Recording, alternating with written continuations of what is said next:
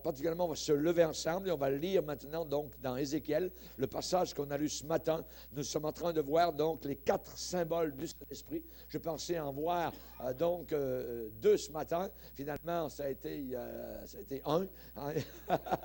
Alors, on va continuer, on va aller au pas de l'Esprit. Amen. Et ne pas nous presser. Alors, spécialement, Ézéchiel 37, verset 1er. D'une expérience qu'Ézéchiel a faite. La main de l'Éternel fut sur moi, et l'Éternel me transporta en esprit et me déposa dans le milieu d'une vallée remplie d'ossements. Il me fit passer auprès d'eux tout autour, et voici, ils étaient fort nombreux à la surface de la vallée, et ils étaient complètement secs. Il me dit, fils de l'homme, ces eaux pourront-ils revivre? Je répondis, Seigneur éternel, tu le sais. Il me dit, prophétise sur ces eaux et dis-leur, ossements desséchés, écoutez la parole de l'Éternel. Ainsi parle le Seigneur l'Éternel à ces eaux. Voici, je vais faire entrer en vous un esprit et vous vivrez. Je vous donnerai des nerfs. Je ferai croître sur vous de la chair, je vous couvrirai de peau, je mettrai en vous un esprit, et vous vivrez. Et vous saurez que je suis l'Éternel. Je prophétisais selon l'ordre que j'avais reçu, et comme je prophétisais, il y eut un bruit. Et voici, il se fit un mouvement, et les eaux s'approchèrent les uns des autres. Étrange spectacle, imaginez dans un cimetière, voyez, des eaux tout secs qui s'approchent les uns des autres. Je regardais, et voici, il leur vint des nerfs. La chair crut, et la peau les couvrit par-dessus. Mais il n'y avait point en eux d'esprit. Il me dit, prophétise, et parle à l'esprit. Prophétise, fils de l'homme, et dis à l'esprit, ainsi parle le Seigneur l'Éternel. Esprit, viens des 4 vents, souffle sur ces morts et qu'ils revivent. Je prophétisais selon l'ordre qu'il m'avait donné, et l'Esprit entra en eux, et ils reprirent vie, et ils se tinrent sur leurs pieds. C'était une armée nombreuse, très nombreuse. Amen. Père, nous te bénissons pour ce spectacle merveilleux de la mort vaincue par l'esprit de vie. Nous te demandons, Seigneur Jésus, de toucher nos cœurs, de diriger, de conduire la pensée et le cheminement de notre réflexion. Nous te demandons, Seigneur, que nous puissions comprendre, réaliser, Seigneur. Ouvre notre esprit afin que nous comprenions les Écritures. Tu as certainement des choses merveilleuses à nous dire. Et nous voulons, Seigneur, manger ta parole, nous nourrir de ta parole. Nous voulons te manger. Tu as dit, si quelqu'un me mange, il vivra. Seigneur, nous voulons manger à ta parole, à ta table, Seigneur. Nous voulons nous délecter de ta vie, Seigneur, qui est bonne, merveilleuse et glorieuse. Le monde n'y connaît rien. Le monde ne sait rien. Les incrédules ne savent absolument rien. Ils sont aveuglés, littéralement, par le Dieu de ce monde, qui les a aveuglés afin qu'ils ne voient pas briller la splendeur de ta gloire, de ta bonté, ta miséricorde et des puissances du siècle à venir. Veuille bénir tes enfants, Seigneur, qui t'aiment, rassemblés aujourd'hui autour de ta parole. Bénis depuis les enfants les plus petits, Seigneur, qui ressentent l'Esprit de Dieu, qui savent ce qu'est l'Esprit d'en haut. Nous te demandons de les fortifier, de les bénir, de les garder, même à l'école, Seigneur Jésus. Te prions pour nos vieillards, te prions pour nos couples, Seigneur. Merci de les bénir. Les personnes seules, encourage-les, Seigneur Jésus, et fortifie-les. Rien n'est impossible, Seigneur. Merci, Seigneur. Quand tu arrives dans un cimetière, tu le changes, Seigneur. Là où était le désert, les fleurs commencent à pousser, Seigneur. Merci, notre Père. Veuille bénir ces instants, Père, dans le nom de ton Fils qui est au milieu de nous, Jésus, notre Sauveur. Amen. Et tout le peuple dit Amen. Amen. Vous pouvez vous asseoir, frères et sœurs. Alléluia. Gloire au Seigneur. Que Dieu soit béni. Ce matin, nous avons eu quelques symboles, ou au moins nous avons vu, mais on n'a pas été dans les détails. Le Saint-Esprit est décrit dans la Bible sous différents symboles. Il y en a plusieurs, 4 particulièrement. L'air, c'est-à-dire le vent, le souffle, l'eau, c'est-à-dire le puits, la rivière, ruisseau, ainsi de suite, symbole du Saint-Esprit. L'huile aussi est un symbole du Saint-Esprit. Et aussi un autre, le feu. Le feu est un symbole de Dieu, le Saint-Esprit. Particulièrement, donc, on a vu que c'est l'Esprit qui donne la vie, c'est l'Esprit qui vivifie. La chair ne sert de rien. La chair ne sert absolument de rien du tout. Le royaume de Dieu, ce n'est pas ce qui entre dans ton ventre. Le royaume de Dieu, c'est la paix, c'est la joie et c'est l'amour par le Saint-Esprit qui est dans notre cœur et qui est déversé dans nos vies. On se rappelle qu'on a vu le côté air, le côté souffle, qui est un symbole de l'Esprit, et aussi, donc, on se rappelle comment à la Pentecôte, alors que les 120 venaient de prier pendant 10 jours, quasiment continuellement, il y eut un vent impétueux. Un vent qui est venu de nulle part, qui a rempli le lieu, voyez, quasiment peut-être à peu près comme ici, jusqu'aux vitres extérieures, où 120 personnes étaient donc réunies pour prier, pour demander. Soudain, un vent impétueux est venu et a rempli totalement le lieu où ils étaient. C'était la venue du Saint-Esprit. Le vent n'était pas l'Esprit, c'est un symbole du Saint-Esprit, voyez. Le vent n'était pas Dieu, voyez, mais c'est un symbole, une sorte de métaphore, d'explication, d'analogie pour montrer ce qu'est le Saint-Esprit. On sait qu'il y a eu aussi le feu. Là, il y a eu le vent et le feu qui se sont manifestés, donc ensemble, 2 symboles du Saint-Esprit le jour de la Pentecôte. Il y a un endroit aussi dans l'Ancien Testament où l'on voit 2 éléments, 2 symboles du Saint-Esprit en même temps qui sont manifestés. C'est lorsque Élie, après 3 ans et 6 mois de sécheresse inimaginable en Israël, où les gens étaient tannés d'avoir le ciel bleu, bleu, bleu, bleu, bleu, bleu, bleu, bleu, bleu. Tous les matins, c'était bleu. Pendant 1 mois, 2 mois, 6 mois, 20 mois, voyez, 1 an, 2 ans, 3 ans, voyez, et tout était en train de sécher. C'était quelque chose de terrible. Mais Dieu avait parlé à son serviteur Élie. Et après qu'il y eut la confrontation au mont Carmel avec les faux prophètes, voyez, et où le feu de Dieu est tombé sur le sacrifice d'Élie, la Bible déclare que Élie a fait quelque chose. Alors, on va le lire, si vous voulez bien, dans 1 Roi, chapitre 18, verset 41. Le roi Akab, qui était un roi diabolique, poussé par sa femme Jézabel, une fille du diable, et donc Akab, qui était un mauvais roi, Élie parle à Akab et il lui dit au verset 41, 1 Roi chapitre 18 verset 41, Élie dit à Akab, monte, mange et bois, car il se fait un bruit qui annonce la pluie, symbole du Saint-Esprit.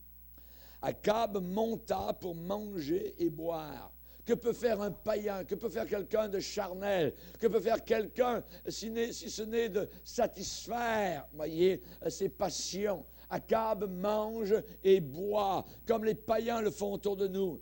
Mais Élie, voyez, lui, il a une vie de prière. Et il est monté au sommet du Carmel, se penchant contre terre. Il mit son visage entre ses genoux et dit à son serviteur, monte, regarde du côté de la mer. Le serviteur monta, regarda et dit, il n'y a rien. Et Élie dit 7 fois, retourne. Imaginez quand quelqu'un vient vous dire, tu pries, il n'y a rien, voyez. Et quand ça fait plusieurs fois, il n'y a rien. Tu continues à prier, il n'y a rien. Retourne, voyez.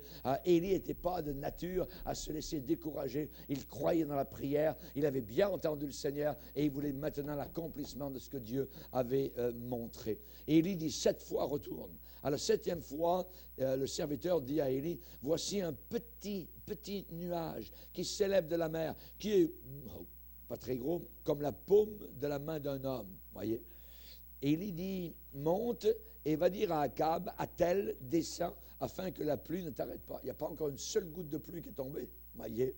Il y a juste un petit nuage, voyez, au travers d'un grand ciel bleu. La majorité, 99%, 99, c'est du bleu dans le ciel. Puis il y a juste un petit nuage qui vient de paraître. Voyez. Et Élie fait dire à Akab, t'es mieux de descendre afin que la pluie ne t'arrête pas. Il vient d'avoir une sécheresse pendant 3 ans et demi. Pourquoi aujourd'hui y aurait-il de la pluie? Parce que Dieu l'avait dit à son serviteur. Et ce que Dieu dit, il l'accomplit. Amen. Et l'indice, ça a été le petit nuage. Un petit nuage, voyez. Et il est dit que, verset 45, en peu d'instants, le ciel s'obscurcit par les nuages. Le vent, symbole du Saint-Esprit, s'établit et il y eut une forte pluie, un autre symbole du Saint-Esprit. La pluie, le vent et la pluie. On a les deux ici. Akab monta sur son char, partit pour Jezréel, et la main de l'Éternel fut sur lui, qui se saignit les reins et courut. On a quelqu'un ici qui est sur un char, voyez, et l'autre qui est à pied. Pour courir, il faut être à pied. Oui? Amen. Et il est dit, qui est arrivé le premier à Jezréel? Élie. Il courut devant Akab jusqu'à l'entrée de Jezréel. À l'entrée de Jezréel, Élie était déjà arrivé, en train de courir. Et derrière lui, tiens, voilà Akab qui arrive avec un char et des chevaux. Ce qui veut dire que l'homme de l'esprit est toujours en avance. Amen. En avance sur la technique, en avance sur la chair, en avance sur les chars de ce monde, en avance sur ce que les hommes veulent bien penser, imaginer et qui est produit uniquement par leur matière très grise. L'Esprit de Dieu, c'est lui qui agit. La chair ne sert de rien. C'est l'Esprit qui vivifie. Amen. Gloire au Seigneur. Ici, nous avons 2 symboles. À la Pentecôte, on a le symbole du vent et du feu. Et ici, on a le symbole du vent et de la pluie. Toujours des symboles représentant le Saint-Esprit. La lettre tu, c'est l'Esprit qui donne la vie. Merci Seigneur. Amen. Gloire au Seigneur. Nous allons voir maintenant le symbole de l'eau. Symbole du Saint-Esprit. Souvent dans la Bible, le Saint-Esprit est décrit comme une rosée. Une rosée, une pluie, une ondée, un fleuve, une rivière, des ruisseaux, un puits, voyez, pétillant, bouillonnant. Ça, ce sont tous des symboles du Saint-Esprit. Pourquoi cette image? Voyez, pourquoi cette image? Eh bien, j'aimerais vous le dire, c'est que la vie ne peut pas être un vide. La vie ne peut pas être un vide. Il y a quelque chose qui doit croître, quelque chose qui doit grandir, quelque chose qui doit se développer. Oui. Rappelons-nous qu'au début, lors de la création, Genèse, 1er verset, 1er chapitre, la terre était informe et vide. Dieu n'accepte pas le vide. Dieu n'a pas accepté le vide. C'est la raison pour laquelle il a rempli ce vide avec de la vie, avec des montagnes, avec des arbres, avec des animaux, avec les humains. Il ne pouvait pas accepter, créer quelque chose qui uniquement soit vide. La vie ne peut pas être un vide. J'aimerais vous dire, ou bien, dans votre vie personnelle, il y a une inclinaison vers le mal qui va vous envelopper, ou alors il y aura une faim et une soif pour la justice. Heureux ceux qui ont faim et soif de justice, parce qu'ils seront rassasiés. Rassasiés, voyez.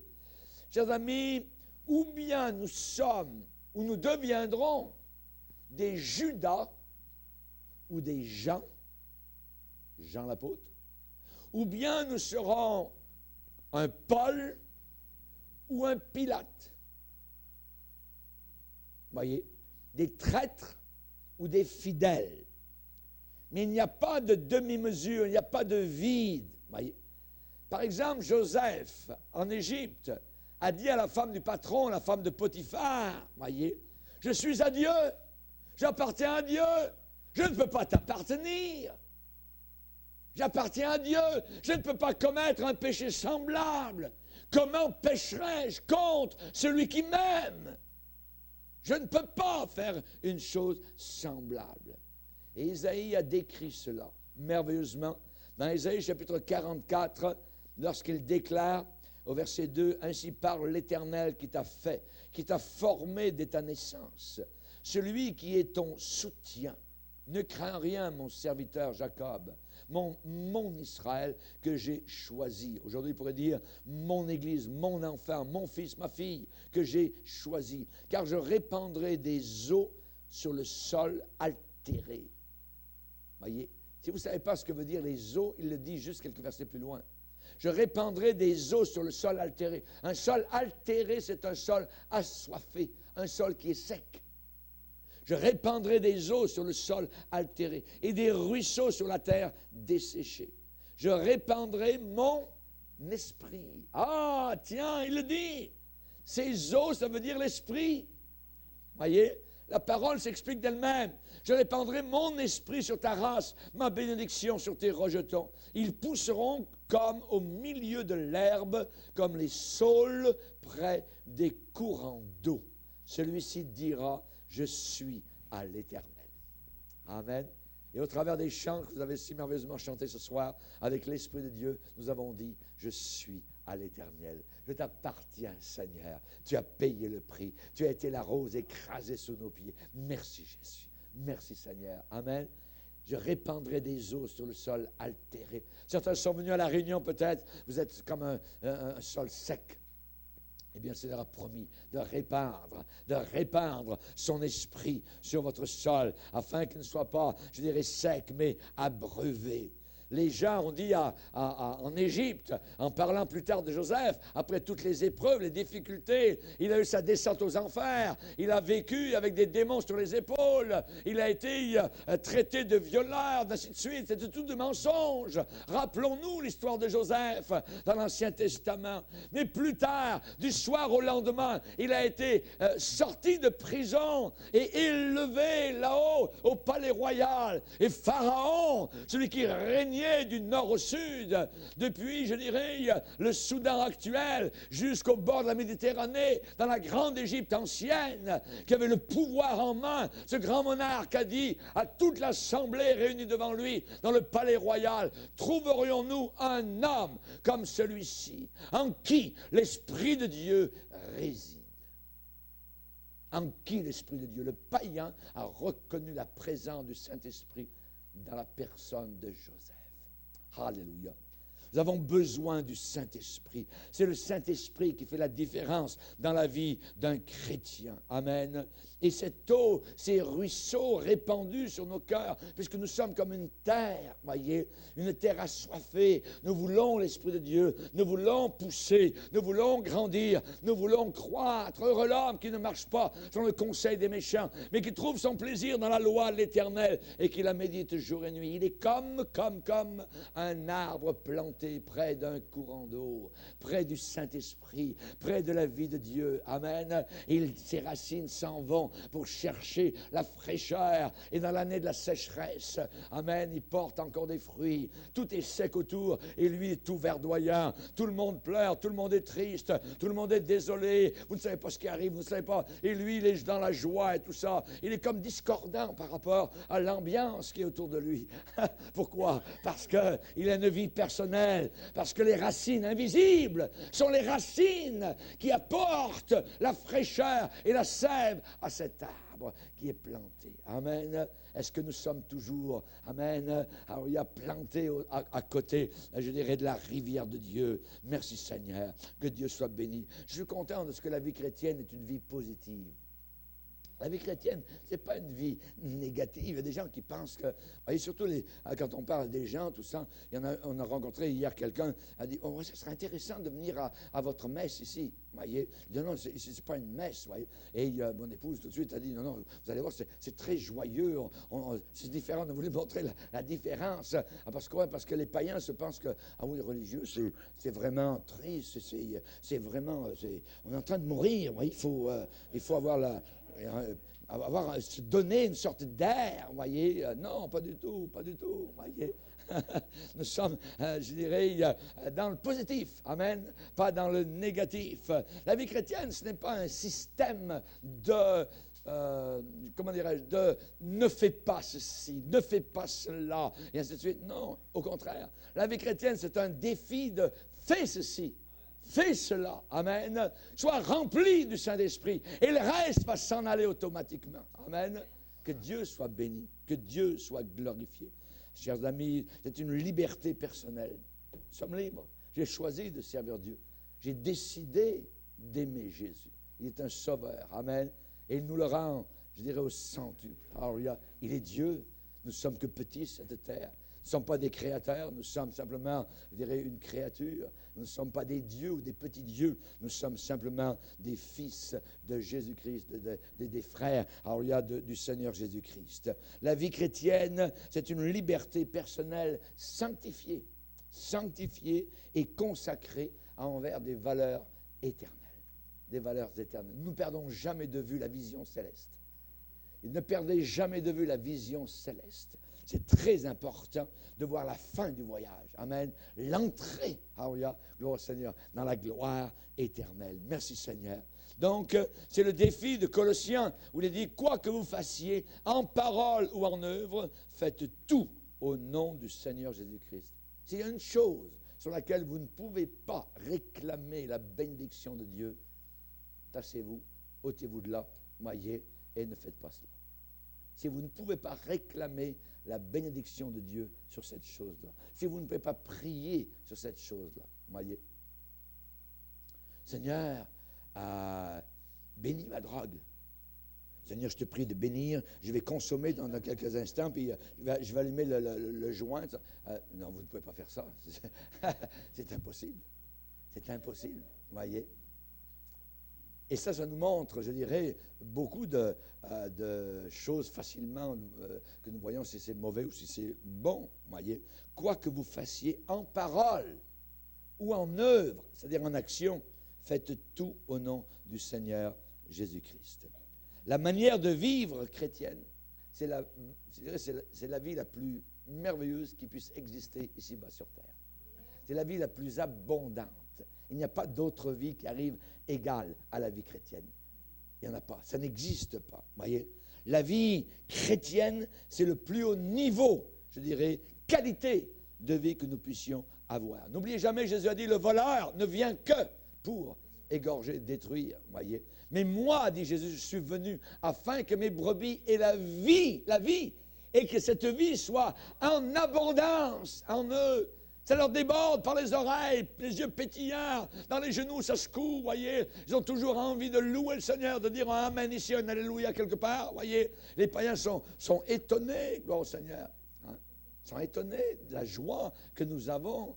Tout le monde est en train d'avoir la mine en déconfiture. Et le chrétien, lui, il n'a jamais été aussi proche du retour de Jésus-Christ. Il est dans la joie, il attend, il est rempli du Seigneur, il est victorieux. Et le Saint-Esprit le lui dit. L'Esprit et l'Épouse disent ensemble, viens Seigneur Jésus-Christ. Alléluia. Merci Seigneur. Amen. Chers amis, la manière de vivre chrétienne, quelque chose de magnifique, inventé par le Seigneur. Et la Bible dit que son intelligence n'a pas de limite. L'intelligence de Dieu n'a pas de limite. Et j'aime la description d'Ézéchiel 36 où le Seigneur va dire « Je répandrai sur vous une eau pure et vous serez purifiés. » Il parlait du Saint-Esprit. « Je répandrai sur vous une eau pure et vous serez purifiés. Je vous purifierai de toutes vos souillures. » Merci Seigneur. Merci Seigneur, de toutes vos souillures. Et de toutes vos idoles. Voyez, je mettrai mon esprit en vous. Et je ferai que vous suiviez mes ordonnances. Nous ne pourrions pas par nous-mêmes, mais le Seigneur, il le fait. Je ferai que. C'est le Seigneur qui fait que nous puissions suivre au travers des années, au travers des aléas de la vie, au travers des hauts et des bas, au travers des difficultés, au travers des bâtons dans les roues, au travers des traquenards de Satan, des tentations. Alors, nous continuons à suivre le Seigneur. Ce n'est pas nous, c'est l'Esprit de Dieu en nous qui produit cette persévérance. Que Dieu soit béni. Amen. Alléluia, merci Seigneur. Et il dit, je multiplierai le fruit des arbres. Nous sommes comme des arbres plantés près du courant d'eau. Alléluia. Et Dieu veut que nous portions du fruit, plus de fruits, beaucoup de fruits. Dans Jean 15, il y a cette progression vis-à-vis du fruit. Pas de fruits, du fruit, plus de fruits, beaucoup de fruits. Pour que nous puissions nous glorifier? Non, pour que le Père soit glorifié. Tout est pour la gloire du Père. Nous voulons que le nom de Jésus soit entendu, soit aimé, soit respecté. Amen. Gloire au Seigneur. Le ruisseau de Dieu, nous dit la Bible, est plein d'eau. Le ruisseau de Dieu n'est pas sec. Le ruisseau de Dieu, c'est comme la rivière Richelieu. Ça déborde. Ça déborde. Amen. Ça veut dire que ça passe par-dessus les bords. Ah oui, gloire à Dieu. Le ruisseau de Dieu est plein d'eau dans les psaumes. Jésus a dit, si quelqu'un croit en moi, des fleuves d'eau vive couleront de son sein. Jésus parlait de quoi? Jean nous le dit, il nous traduit cela, il nous interprète ce que Jésus voulait dire. Jésus voulait parler du Saint-Esprit que devaient recevoir ceux qui croiraient en lui. Alléluia. Des fleuves d'eau vive couleront de son cœur. Merci Seigneur. Amen. Que Dieu soit béni. Vous avez déjà vu le Saint-Laurent, Alléluia, coulant sur ses berges. C'est imposant, c'est merveilleux. Les grands paquebots peuvent entrer à l'intérieur de l'Amérique jusqu'à Chicago, Alléluia, jusqu'à Toronto. Amen. Le Saint-Laurent, Alléluia, est un fleuve majestueux. Quand j'en parle en Europe et qu'ils chantent le petit cantique, il est un fleuve coulant du cœur de Dieu. Amen. Là-bas, les grands fleuves en Europe, c'est grand à peu près comme la rivière Richelieu, vous voyez. Mais je dis, nous, au Canada, nous avons un grand fleuve. Nous avons le Saint-Laurent. À certains endroits, il peut y avoir 100 km de large. À d'autres endroits, vers son embouchure, il peut y avoir 200 km de large, voyez. Et les Européens, ils sont là, ils disent, ah ouais, on aimerait bien aller voir. On va faire un tour au Canada, voyez. Le fleuve de Dieu est encore plus large que le Saint-Laurent. Amen. Que Dieu soit glorifié. Merci Seigneur. Rappelons-nous Jésus quand il est venu sur cette terre. Comment était la terre sur laquelle il a posé le pied? La Bible dit dans Ésaïe qu'il est venu comme un rejeton qui sort d'une terre desséchée. Tout était sec. La religion était sèche. Les Juifs n'ont pas reçu Jésus-Christ. Il est venu chez les siens et les siens ne l'ont pas reçu. Mais à tous ceux qui l'ont reçu, il a donné le pouvoir de devenir enfant de Dieu. Je suis un enfant de Dieu. Je n'ai rien de divin en moi, voyez. Je ne suis pas comme aujourd'hui avec, dans le nouvel âge, je suis Dieu, ainsi de suite. Et nous voyons des gens au bord de la mer avec les bras écartés devant le soleil, tout ça. Ou alors en train de faire le pigeon avec les jambes en yoga, ainsi de suite. Vous voyez, en train d'adorer le soleil, ainsi de suite. Vous voyez, tout cela, non. Et ils disent, je suis Dieu. Vous voyez. Shirley MacLaine a écrit un livre, je suis Dieu. Imaginez, voyons donc, attends. Tu vas voir que tu n'es pas Dieu, tu ne seras jamais Dieu, tu ne seras jamais une déesse. Jamais, jamais, jamais. Tu es une pécheresse qui a besoin de venir au pied de la croix du Sauveur Jésus-Christ pour être sauvé. Amen. Jésus est venu dans un système religieux comme un rejeton qui sort d'une terre sèche. Les gens faisaient leur religion. Ils venaient au temple, ils tuaient les animaux, ils louaient Dieu, je t'aime, oh Dieu, tu utilisaient la Bible, Deutéronome, ainsi de suite. Et Dieu n'était pas là une once, pas une minute. C'était sec, c'était mort, Dieu n'était pas présent. Et Dieu a passé par-dessus tout le système religieux. Il est allé dans le désert parler à un homme qui s'appelait Jean-Baptiste, qu'il préparait là, dans la solitude. C'est dans la solitude que Dieu prépare ses hommes. C'est dans la solitude, tout seul, voyez. Jean-Baptiste se levait avec le soleil qui se levait depuis Madian au premier rayon du soleil. Jean-Baptiste était déjà là en train d'adorer le Seigneur, de le louer, amen, de chercher quelques sauterelles, de chercher un peu de miel, et un peu de miel qui tombait sur la... C'était son déjeuner, mais il passait du temps avec son Sauveur, il parlait à Dieu. Dieu a passé par-dessus toutes les belles robes, voyez, tous les phylactères des Juifs à Jérusalem, et les belles allées, et les sacrifices, ainsi de suite, et les généflexions, tout ce que vous voulez, les salamalek, voyez, que tous ces Juifs pouvaient faire, voyez. Ça ne voulait rien dire au Seigneur, rien. Tout leur cantique, c'était une abomination aux yeux de Dieu. Il le dit dans Amos, taisez-vous, arrêtez vos cantiques, j'en ai en horreur. Mais que la justice soit comme un fleuve qui coule. Amen. Alléluia. Dieu a parlé à Jean-Baptiste, un seul homme. Et cet homme a ébranlé tout le pays. De Dan au nord jusqu'à Beersheba au sud, Haouya, depuis le Jourdain jusqu'à la côte occidentale, tout le monde connaissait qui était Jean-Baptiste parce que l'Esprit de Dieu résidait en lui. Il avait passé du temps avec Dieu et Dieu l'a utilisé. Un jour, Dieu a dit, Jean-Baptiste, c'est le temps, sors, viens, parle, prêche, Haouya. Et les gens sont venus. Et les gens sont venus. Ils venaient de loin.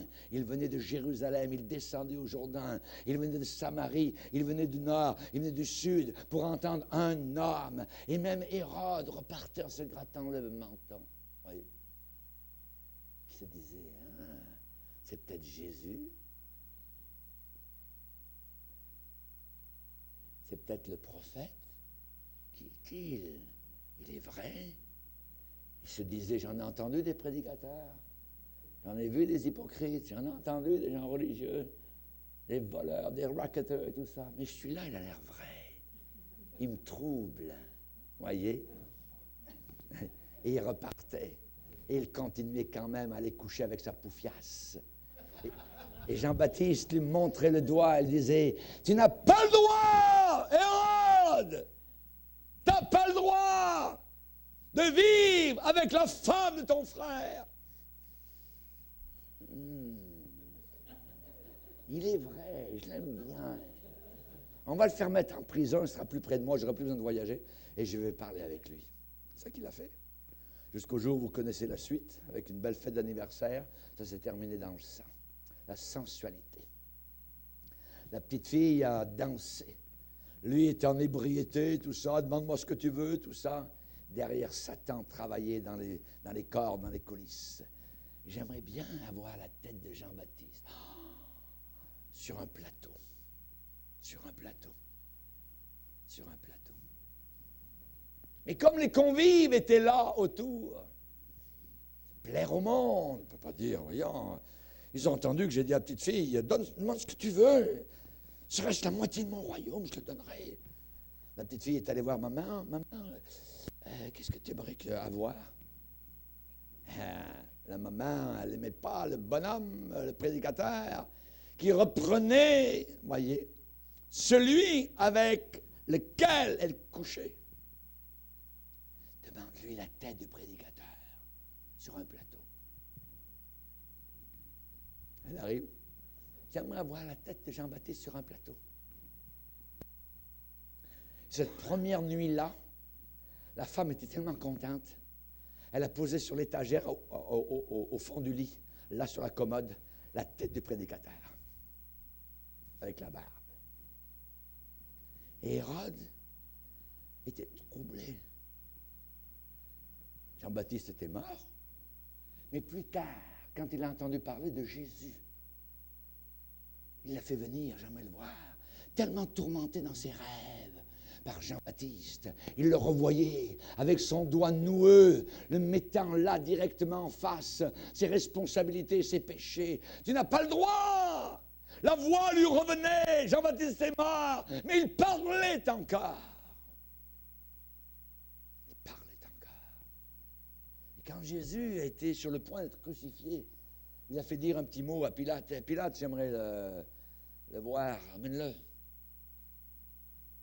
Il pensait que c'était Jean-Baptiste qui était ressuscité. Et il tournait en rond autour de Jésus. Jésus, fais-nous un petit tour de passe, un petit coup de magie, fais des miracles, tout ça. Jésus n'a pas répondu un seul mot. Pas un seul mot. Quand Dieu ne parle plus à quelqu'un, c'est fini. Hérode avait passé par-dessus la frontière infranchissable.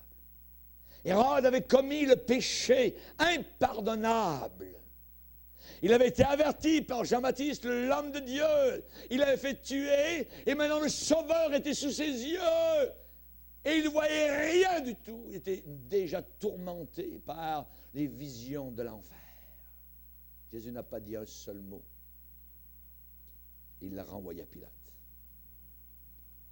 Chers amis, Jésus est venu comme un rejeton sur une terre desséchée.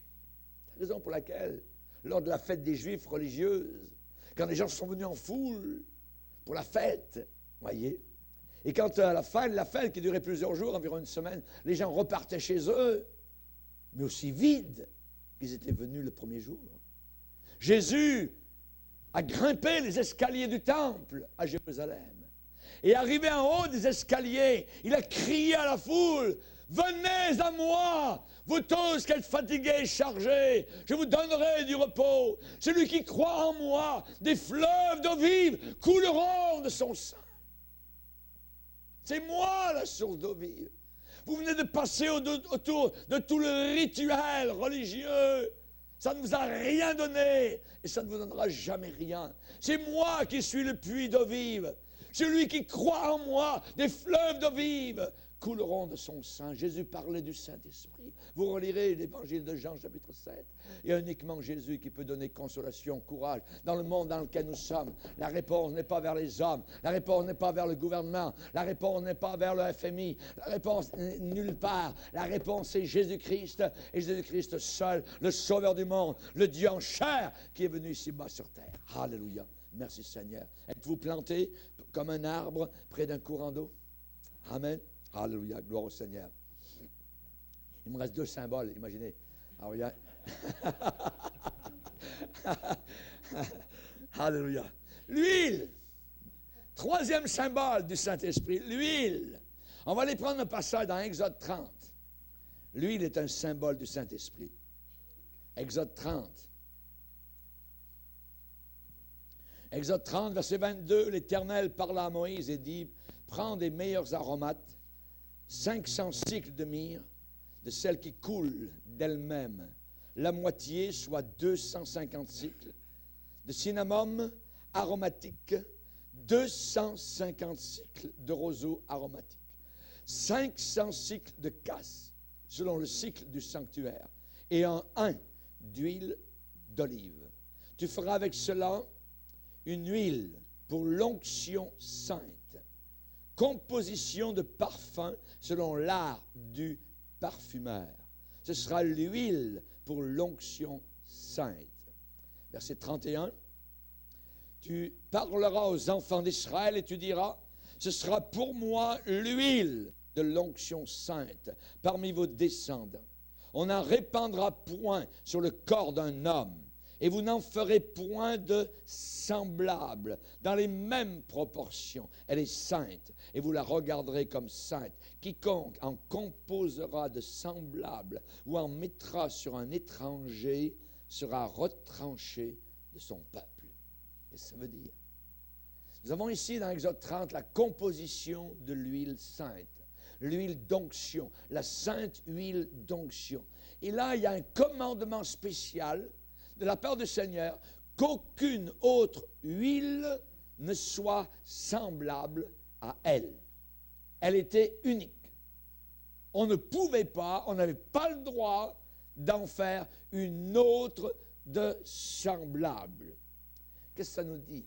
Ça nous dit que les dons du Saint-Esprit, l'illumination du Saint-Esprit ne peuvent pas être contrefaits par aucun art, aucune éducation, aucun génie naturel, aucune hypocrisie. La colère de Dieu s'allume contre ceux qui osent substituer la chair à l'esprit. Une fausse onction est en train actuellement de circuler dans les églises dites chrétiennes, qui n'est pas du tout l'onction de Dieu, qui est une imitation du nouvel âge qui est en train de passer comme étant du Saint-Esprit. Toutes les folies que vous voyez depuis plusieurs années, le tombage par terre, les secousses, les bric-à-brac, les prophéties de pizza, vous voyez, tout cela, vous voyez, c'est à mettre dehors. C'est une imitation et Dieu n'accepte pas. Dieu ne veut que l'authentique. Dieu ne veut que le vrai. Il est dit ici, vous n'en ferez pas de semblable. Vous n'en ferez pas de semblable. L'onction de Dieu ne peut pas être imitée sous aucun aspect. Dieu m'a dit, Dieu m'a montré, Dieu... Attends. Voyez, toutes ces affaires-là, nous n'avons pas ici dans l'Église du Seigneur, qui est une Église de l'Esprit, ce langage-là de Dieu m'a dit, Dieu m'a montré, j'ai une parole pour toi. Je n'en veux pas de langage semblable. Voyez, si Dieu veut me parler, il va me parler dans les Écritures premièrement. Amen. Alors, que Dieu soit glorifié. Et la prophétie n'est que pour fortifier, pour encourager et pour exhorter. Alléluia. Voilà ce que Dieu demande. Tu n'en feras pas. La colère de Dieu, je répète, s'allume contre ceux qui osent substituer la chair.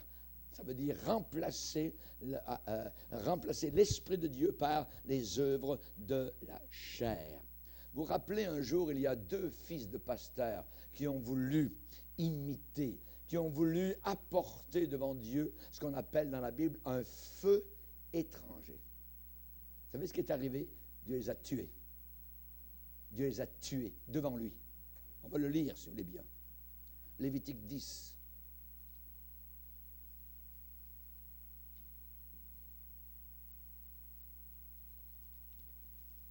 Lévitique chapitre 10. Les fils d'Aaron, Nadab et Abihu, prirent chacun un brasier, y mirent du feu et posèrent du parfum dessus, c'est-à-dire une sorte d'encens à l'époque. Ils apportèrent devant l'Éternel du feu étranger, ce qu'il ne leur avait point ordonné. Alors, le feu sortit de devant l'Éternel et les consuma. Ils moururent devant l'Éternel. Ils moururent devant l'Éternel. Et Dieu a dit au Père, je ne veux pas que tu verses une seule larme. Je ne veux pas que tu pleures sur la mort de 2 de tes fils. Vous vous rendez compte? Ils ont osé apporter du feu étranger. Ce que Dieu n'avait pas ordonné. Nous ne pouvons pas apporter une onction étrangère devant le Seigneur. Nous ne pouvons pas apporter une nouveauté. Voyez, il n'y a rien de nouveau dans la parole de Dieu. Il faut rester sur les Saintes Écritures. Voyez, ce livre ne changera pas. C'est le même qu'il y a 500 ans. C'est le même qu'il y a 1000 ans. Voyez, ce livre doit rester. Nous devons suivre le grand courant, le fleuve de nos pères dans la foi qui ont vaincu et qui sont dans la gloire aujourd'hui. Et ils ont gardé l'onction authentique du Seigneur Jésus-Christ. Amen. Vous vous rappelez un jour quand David a voulu faire revenir l'arche d'alliance qui avait été prise pendant des années par les Philistins. Et bien intentionnés, ils ont dit, on est une nouvelle génération, on fait ça pour le Seigneur, on aime Jésus. Alors, on va faire un char neuf.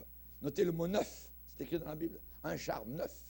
Ils ont fait un char neuf, des bœufs étaient en avant, et ils ont placé l'arche d'alliance sur le char neuf, voyez.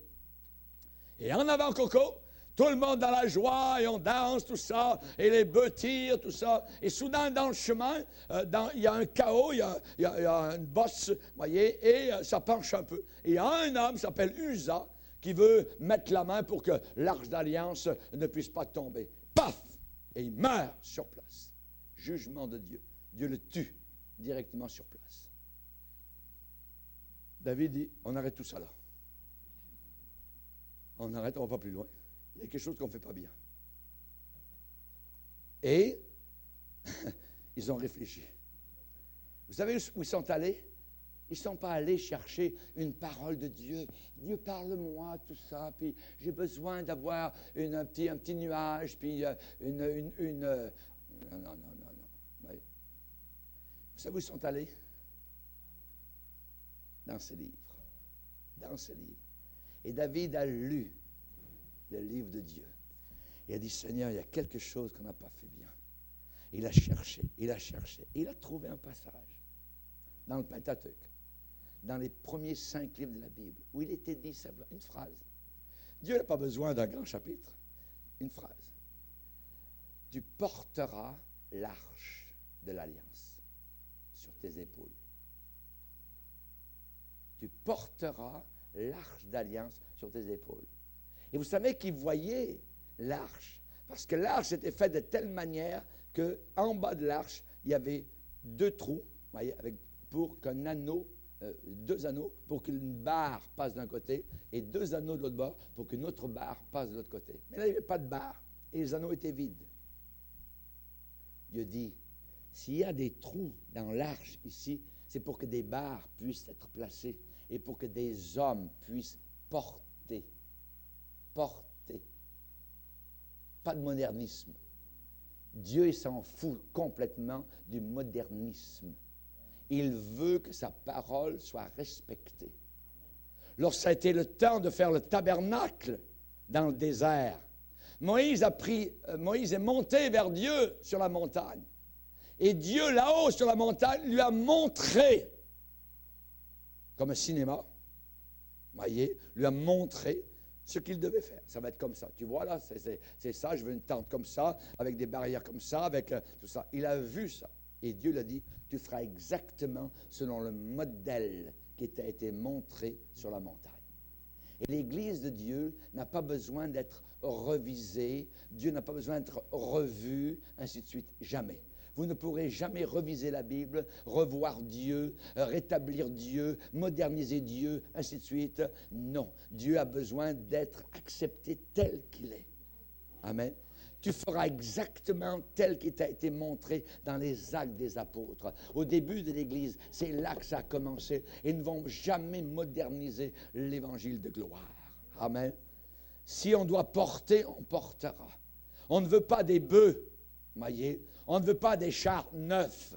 Nous voulons obéir à la parole du Seigneur telle qu'elle nous a dit. Oui, mais c'est fou, hein, on est rendu, on a passé le 2000, ça fait longtemps, tout ça. Ouais, qu'est-ce qu'on s'en fout? Même si c'était à l'an 1000, voyez, je serais très content de suivre le Seigneur tel que ce livre nous a été décrit. Il a été fini exactement, donc vers l'an 90, c'est Jean qui a terminé ça. Et à la fin du livre, le Seigneur lui a dit, Jean, attends, j'aimerais dire encore une chose. Avant que tu finisses de mettre la barrière à ma Bible, à la parole de Dieu, je vais te le dire. Je le déclare à quiconque entend les paroles de la prophétie de ce livre. Si quelqu'un y ajoute quelque chose, Dieu le frappera. Dieu le frappera. On n'entend jamais ça dans les églises. Dieu le frappe. Dieu frappera. Voyons donc. C'est écrit dans le Nouveau Testament, la dernière page. Dieu le frappera. Des fléaux décrits dans ce livre. Si quelqu'un retranche quelque chose des paroles du livre de cette prophétie, Dieu retranchera sa part de l'arbre de la vie et de la ville sainte décrit dans ce livre. Voyez, celui qui atteste ces choses dit oui, je viens bientôt.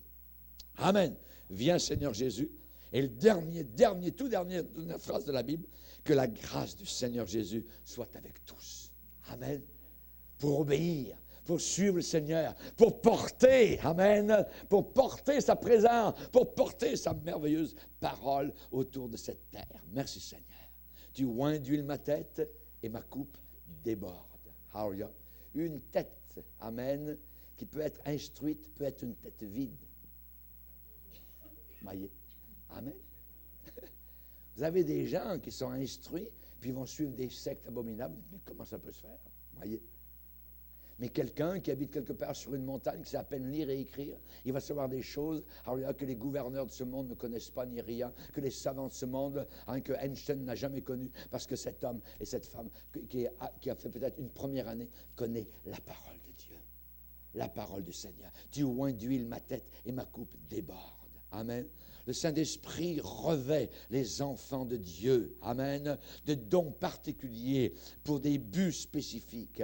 L'enfant de Dieu est conscient, il a la ferme conviction, il a la certitude inébranlable que le bonheur et la grâce le suivront toute la vie.